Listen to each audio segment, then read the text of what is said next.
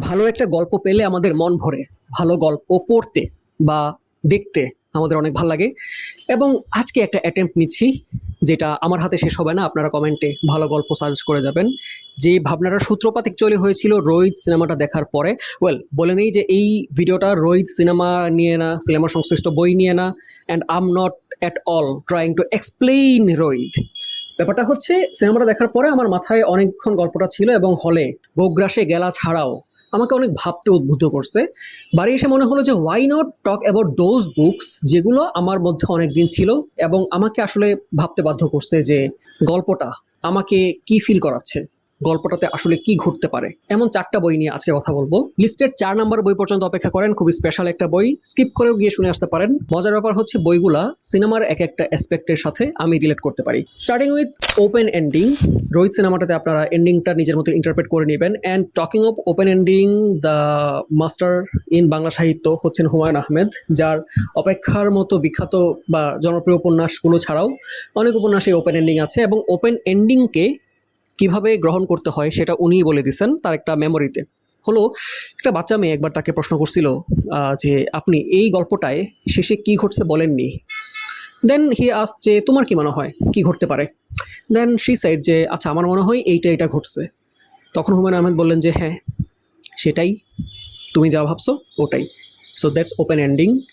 আমার পড়া বইগুলোর মাঝে পার্টিকুলারলি একটা বই মিসির আলীকে নিয়ে গল্পটা, সেটা হচ্ছে অন্য ভুবন। মিসির আলী ক্যারেক্টারটা রহস্যকে ভাঙে, যা কিছু অব্যাখ্যাত সেটার ব্যাখ্যা দেয়, শক্তভাবে যুক্তির উপরে দাঁড়ানো প্রত্যেকটা গল্প।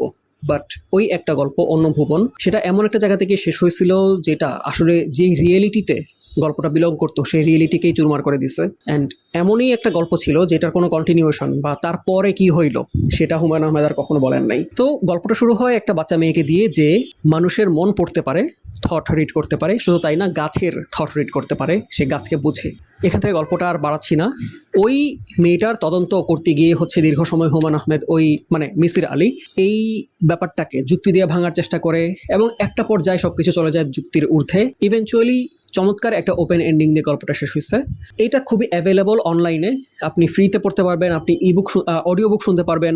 Just go and enjoy the story. খুবই সংক্ষিপ্ত এবং খুবই আউটস্ট্যান্ডিং হুমায়ুন আহমেদের লেখাগুলোর মাঝে আমার কাছে। টকিং অফ রিয়েলিটি ভেঙে চড়ে যাওয়া, যেমনটা আমরা তালের সাগরে হাবুডুবু খেয়ে ভাবতেছিলাম যে যা দেখতেছি তা কি বাস্তবিক নাকি কল্পনা, তেমন একটা বই আমার লাস্ট পড়া মাহবুব ময়ূক রিশাদের লেখা সায়ানাইট ফুল। বইটাতে আমরা ফ্রিদা নামের এক মেয়েকে ফলো করি, যে এক একটা কল্প বিশ্ব বা এক একটা ডাইমেনশনের মধ্য দিয়ে ট্রাভেল করতেছে একটা উত্তরের খোঁজে। সেটাতে পরে আসতেছি। এই ডাইমেনশনগুলোতে কোথাও লিটারেলি কাঁচের টুকরার বৃষ্টি হয়, কোথাও একটা দেশলাই কাঠির অভাবে পুরো সভ্যতা ধ্বংস হয়ে যাচ্ছে, কোথাও বাঘ কথা বলে, আর কোথাও সুখ পাখি এসে ভবিতব্য বলে দেয়। এইখানে যে মানুষগুলো আছে তাদের যে সামাজিক, ব্যক্তিগত, রাজনৈতিক যে টানাপোড়েন সেগুলাকে আমাদের নিজের এবং আশপাশের মানুষের সাথে খুব রিলেট করা যায়। যেই উত্তরটা ফ্রিদা খুঁজে বেড়াচ্ছে সেটা হচ্ছে how can she of herself. I can't say the word, ban খেয়ে যাবো। আমি আশা করি আপনাকে এটা ফিল করতে না হোক। আমাদের যাদের কাছের অথবা পরিচিত কোনো মানুষ has committed the S word, আমরা জানি যে ওই মানুষটা নিজেকে মুছে ফেলতে চাইলেও সক্ষম হয় নাই, বিকজ যারা বেঁচে আছে তারা জানে কত দুর্বিষহ একটা অপরাধ বোধের মধ্যে ওই মানুষটা এখনো আমাদের মনে টিকে আছে। ফ্রিদা তার অসুস্থতা, তার কষ্টের জন্য নিজের জীবনকে থামানোর কোনো একটা উত্তর খুঁজে বেড়াচ্ছে এবং এক একটা ডাইমেনশনের ভিতর দিয়ে সে ওই জগতে উত্তরটা খুঁজতেছে। Where can I adapt and meet my destiny, যেটা আমি আশা করতেছি। আমার কাছে অনেক ক্ষেত্রে এটা বুদ্ধ ধর্মের নির্বাণের কনসেপ্টের মতো মনে হয়েছে। তুমি এক একটা জন্মের মধ্যে এক একটা জীবন লাভ করতেছো, কিন্তু তুমি এই চক্র থেকে, জন্মান্তরের চক্র থেকে বের হয়ে আসার রাস্তা খুঁজতেছো। এবং উপন্যাসটার একটা দারুণ ব্যাপার হচ্ছে এই তীব্র আনকমফোর্টের মাঝে লেখক আপনাকে ওই জিনিসটা ভেতর থেকে ফিল করাইতে পারছেন যেটা ফ্রিদা হয়তো ফিল করতেছিল, যার কারণে সে একটা জীবনের অন্ত খুঁজতেছিল। গুডরিডসে আমার কয়েকজন নাম করা লেখকের বা পরিচিত লেখকের রিভিউ খুঁজে পেলাম এই বইটার উপরে। আমি এনামুল রাজার রিভিউ থেকে 2টা লাইন পড়তে চাই। সুহান রিজওয়ানও একটা রিভিউ লিখছেন। এনামুল রাজা লিখেছেন যে উপন্যাসটিকে মোটা দাগে 2 ভাগে ভাগ করা চলে। প্রথম ভাগে আমরা দেখি ফ্রিদার অসুখ, দ্বিতীয় ভাগে আসে তার আরোগ্য লাভের যাত্রা। এই দুইয়ের মিথস্ক্রিয়া না জমলে বইটা তার উদ্দেশ্য খুঁজে পাবে না পড়তে পড়তে এমন আশঙ্কা জাগছিল, কিন্তু জমে যায়। সেটা এমনভাবে আকস্মিক উপায়ে জমে যে চমকে উঠতে হয়। কল্পনার আশ্রয়ে রিশাদের এই উপন্যাসে ডিল করে শরীর ও মনের অসুখ, নারী পুরুষের সম্পর্কের বিভিন্ন লেয়ার, সমাজ ও রাষ্ট্রের সঙ্গে ব্যক্তির সংঘর্ষ, মৃত্যু, আকাঙ্ক্ষা ও যৌনতা, যা এই অন্ধকার আশাহীন পৃথিবীতে গল্পটাকে উপনীত করে এক তীব্র দার্শনিক সত্যের সামনে। সব মিলিয়ে এরাই সায়ানাইড ফুলকে বানিয়ে তোলে আমাদের সময়ের এক দরকারি ডার্ক ফ্যাবলে। আমার মাহবুব রিশাদের আরিমাতানো লেখাটা আগে পড়া হয়েছে। উনি সবসময় হচ্ছে একটু উদ্ভট টাইপের প্লট নিয়ে লেখেন এবং কোনো একটা জায়গাতে পাঠককে হিট করার চেষ্টা করেন মাথার ভেতর। সো আগের চেয়ে মনে হয়েছে লেখা অনেক ভালো। রোহিত সিনেমাটা নিয়ে মানুষের ধারণা ছিল যে কিছু মেটাফোর ডিকোড করতে পারলে বোধহয় সিনেমাটা বুঝে ফেলা যাবে। তো মেটাফোর ডিকোড করার প্রশ্নে একটা গল্প আমি উল্লেখ করতে চাই, যেটা মেটাফোর দিয়ে ভরা এবং একটা সরল অর্থ ধারণ করে, যেটা ওই মেটাফোর ভাঙতে পারলে অথবা ভাঙতে না পারলেও শেষ দিয়ে গিয়ে আপনি নিজেই বুঝতে পারবেন। এবং গল্পের কোর জার্নিটা খুবই রিলেটেবল আমাদের অনেকের কাছে। And the book I am talking about is বিরূপ কথা বাই তানজিম রহমান। বিরূপ কথাকে বড়দের রূপকথা বলছেন লেখক। রূপকথা কারণ এটাতে একটা ফ্যান্টাসি ল্যান্ড তিনি তৈরি করছেন, যেখানে প্রত্যেকটা ঘটনাই আমাদের দুনিয়া থেকে ভিন্ন, কিন্তু সেগুলো আমাদের দুনিয়ারই এক একটা জিনিসের প্যারোডি। তো প্যারোডির প্রশ্নে একটু পরে আসি। প্রথমে গল্পটা যেখানে শুরু হয়, মেঘ মোল্লার আমাদের প্রটাগনিস্ট, সে একটা ডেমিগড, সবুজ গাতি নামের এক গ্রামের দেবতা। সে মেঘের দেবতা, বৃষ্টি আনে, ফসল ফলে, যার কারণে গ্রামের মানুষ তাকে প্রচণ্ড ভালোবাসে। কিন্তু সে ভাবে যে আমি গ্রামের দেবতা হয়ে থাকবো না, আমি শহরের দেবতা হব, বড় একটা দুনিয়াতে যাব এবং বেশি করে মানুষ আমাকে পছন্দ করবে। এবং এই উচ্চাকাঙ্ক্ষা থেকে সে খুঁজে বের করে যে কাছাকাছি কোন শহরটা দেবতা শূন্য হয়ে আছে, সেখানে সে হাজির হয়ে নিজেকে তাদের ত্রাতা হিসেবে ঘোষণা করতে চায়। এবং শহরে গিয়ে পা দেওয়ার পরেই সেই মেটাফোরের দুনিয়া শুরু হয়ে যায়। শহরের মানুষ তাকে প্রথমে গ্রহণ করে না, তাকে পাত্তাই দেয় না। তুমি দেবতা হইলে কি হয়েছে, আমার শোনার টাইম নাই। তখন শহরের মানুষকে বোঝার জন্য, শহরকে বোঝার জন্য মেঘমোল্লার নিজের দেবত্বকে কম্প্রোমাইজ করে, বিসর্জন দিয়ে মানুষের জীবন লিড করা শুরু করে। এবং মানুষের জীবনে পকেটে টাকা নাই, তাকে কামাই করতে হবে। ওখানে প্রথমে কোনো একটা সংঘের মধ্যে ঢুকে তাকে একটা সোশ্যাল সিকিউরিটি অর্জন করতে হবে। মেঘমোল্লার জড়ায় পড়ে একটা দলে, যেই দলের প্রত্যেকটা মানুষের নাম হচ্ছে প্রশ্নকাক, মানে প্রশ্ন করা কাউয়া। এবং এই দলের নিয়ম হচ্ছে একটা বাক্যও সাধারণ বাক্যে বা পজিটিভ সেন্টেন্সে বলা যাবে না, বলতে হবে কোশ্চেন বা ইম্পারেটিভ সেন্টেন্সে।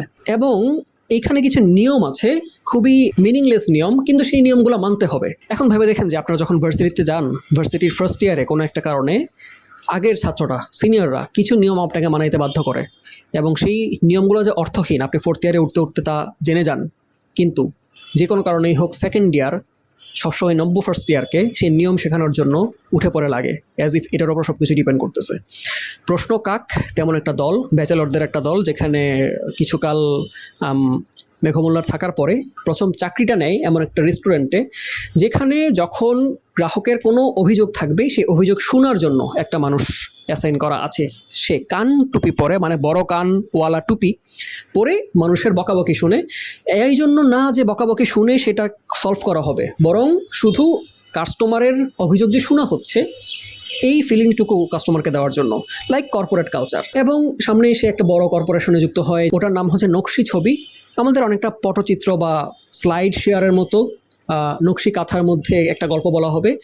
এইটাকে কেন্দ্র করে বিশাল একটা কর্পোরেশন গড়ে উঠছে, সেখানে অনেক মানুষ শিল্পী, অনেক মানুষ ম্যানেজার, প্রডিউসার, এবং এইটাতে যোগদান করার জন্য তাকে অনেক লাইন ঘাট করতে হয়। তো এই উপন্যাসটাতে যখন সে শহরে পৌঁছায়, এবং শেষ পর্যন্ত পুরোটাই হচ্ছে বিভিন্ন রকম আমাদের চেনা দুনিয়া, আমাদের শহরের ব্যস্ত জীবন, সভ্য সমাজের সব দেখে আসা জিনিসেরই প্যারোডি। কিন্তু যেখান থেকে গল্পটা শুরু হয়েছিল, একটা গ্রাম ছেড়ে একটা শহরের দেবতা হওয়ার ইচ্ছা, সেইটা একদম সমাপ্তিতে গিয়ে একটা পরিণতিতে পৌঁছায়। এবং গল্পটা পড়ার পরে আই রিয়েলাইজড যে এটা আসলে আমার গল্প, আপনাদের অনেকের গল্প। আমরা অনেকেই একটা অনার্স ডিগ্রি নেওয়ার পরে বিদেশে পড়তে যাওয়ার কথা ভাবি একটা বিগার পিকচারে পা দেওয়ার জন্য, একটু ভালো করে বাঁচবো বলে, আর একটু ভালো রোজগার। অজস্র গ্রামের ছেলে তাদের স্বপ্ন থাকে শহরে এসে নতুন একটা জীবন শুরু করবে, কারণ ধারণা যে এখন যা আসি তার থেকে হয়তো ভালো থাকবো। কিন্তু আমরা আমাদের গণ্ডির মধ্যে যতটা সুপারব, যতটা স্পেশাল, আমরা ওই বড় পিকচারটাতে পা দেওয়ার পরে সেই স্পেশালিটি হারাই ফেলি। আমরা যতটুকু ফ্যান্টাস্টিক ছিলাম কোনো কারণে আমরা ওই গড় হতে গিয়ে ম্লান হয়ে যাই। এই চমৎকার একটা জার্নি এতটুকু ম্যাটাফোরের গোলকধাঁধায় আমাকে ঘুরায় ঘুরায় শেষ পর্যন্ত এনে যখন সমাপ্তিতে পৌঁছায়, ওভারঅল গল্পটা নো ম্যাটার কতটা কষ্ট হয়েছে পড়তে, আমার ভাল লাগে এই পার করে আসা জার্নিটা। আমার খুবই প্রিয় একটা বই, অবসর থেকে প্রকাশিত। আমি জানি না বাজারে বইটা পাবেন কিনা। ইবুক মে বি অ্যাভেলেবল, বইঘর অ্যাপে আপনারা কিনে পড়তে পারবেন ইবুকটা। পড়লে আমাকে জানাবেন, আমার প্রিয় বই। গল্প বলার মিডিয়ামগুলোর মাঝে বিশেষ করে সাহিত্যে ইদানিং একটা শব্দবন্ধ খুব জনপ্রিয়, সেটা হচ্ছে জাদু বাস্তব বা ম্যাজিক রিয়েলিজম। দক্ষিণ আমেরিকার সাহিত্যিকরা এটা খুব ভালো চর্চা করতে পারছেন, বিশেষ করে গ্যাব্রিয়েল গার্সিয়া মার্কেজ, তার নিঃসঙ্কতার 100 বছর, খুবই বিখ্যাত একটা ম্যাজিক রিয়েলিস্টিক উপন্যাস। বলা হয়ে থাকে বাংলা সাহিত্যে সবথেকে ভালো ম্যাজিক রিয়েলিজম সোফার লিখতে পারছেন শহীদুল জহির। তার মুখের দিকে দেখি একটা উপন্যাস নিয়ে কথা বলবো ভাবছিলাম, কিন্তু এই 2 দিন আগে একটা গল্পের বই পড়ে আমার কাছে মনে হয়েছে যে এইটার কথা আপনাদেরকে রেকমেন্ড করতেই হবে।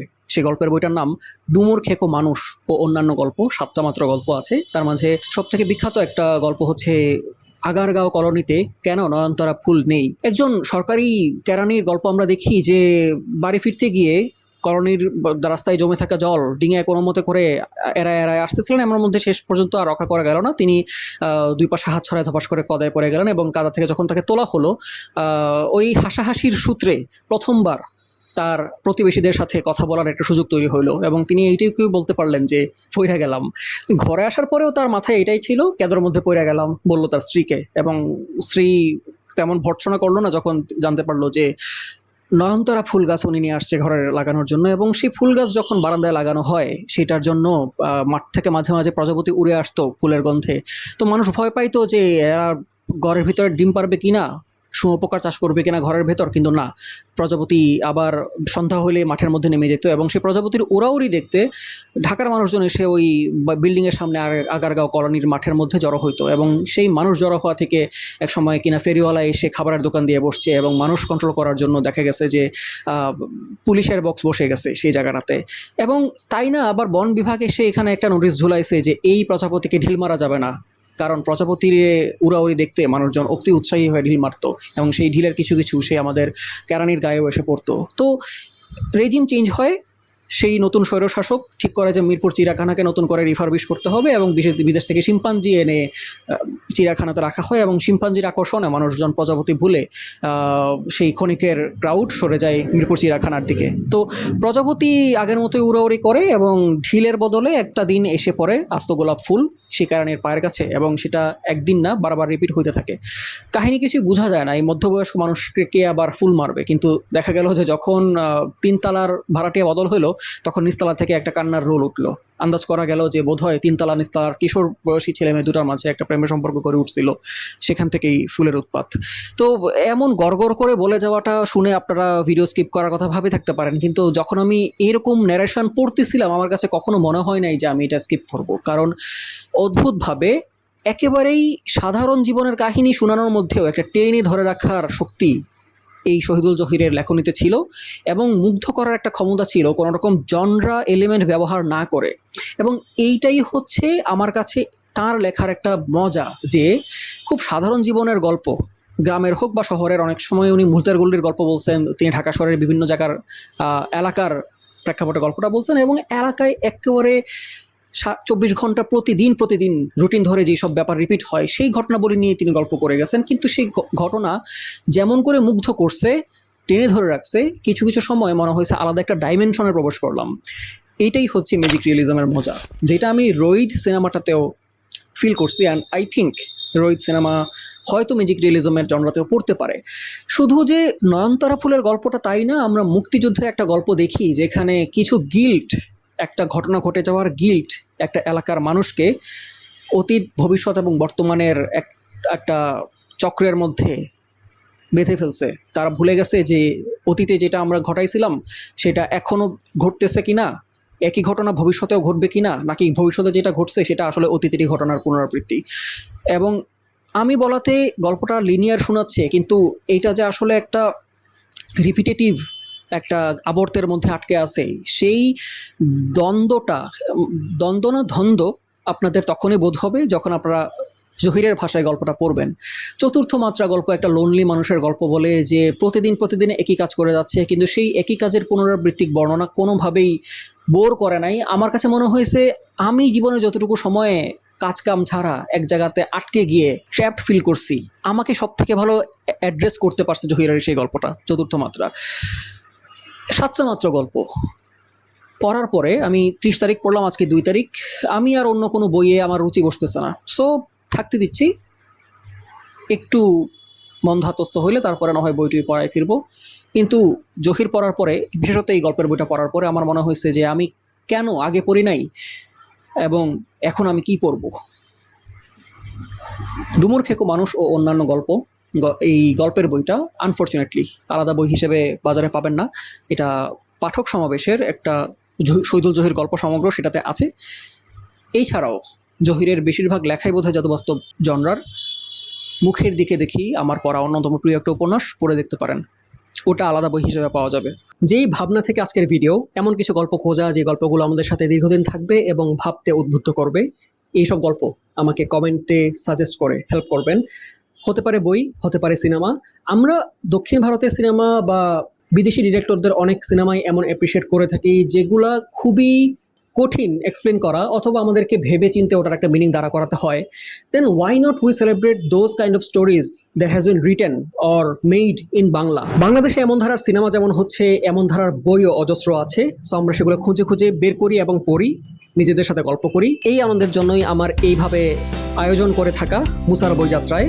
অ্যান্ড আমাকে আবারও সামনে আসার সুযোগ করে দিতে হলে কাইন্ডলি পেজটাকে ফলো বা চ্যানেলটাকে সাবস্ক্রাইব করে সাথে থাকবেন। And until my next upload, ভালো থাকবেন বইয়ের সাথে।